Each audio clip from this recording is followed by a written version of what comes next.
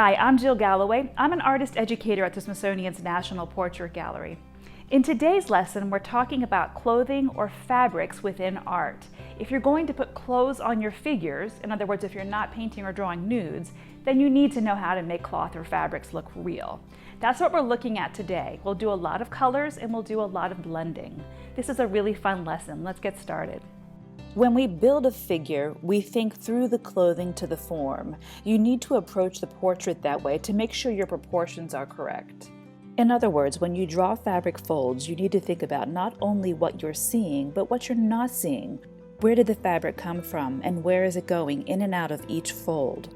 And how is the figure pushing out against the fabric? I'm using watercolor pencils for today's lesson. You can also use colored pencils, watercolors, or even crayons. You'll also need pencils, erasers, and just plain sketching paper. Let's first start with a simple ribbon. To draw a ribbon, start with a nice long curvy line. From each corner on the line, draw a straight line down the same width.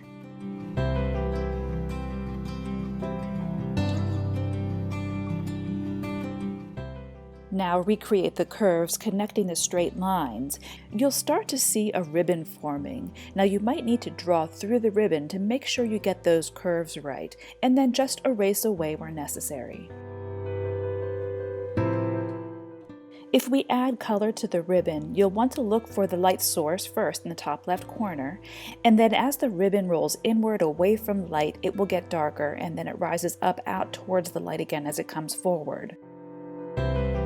Check out this portrait of Marjory Stoneman Douglas. This dress seems to envelop her. Look at how the fabric of her skirt pulls up from her hip, wraps up over her knee, then goes behind her knees and underneath.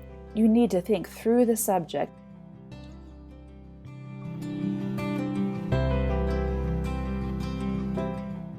Here's a great portrait of Thurgood Marshall. Look at how the fabric pulls away from the button on his jacket and gathers up over his hand in his pocket. We don't see his hand in the pocket, but we know it's there because of that fold. In this portrait of Margaret Fuller, we can see how her dress is gathered up underneath her seated pose. Look at how her shawl is reacting to the folds of her dress. Remember, the fabrics will react on top to what's happening beneath. This is a sculpture of the Marquis De Lafayette. Look at how the fabric wraps around his torso.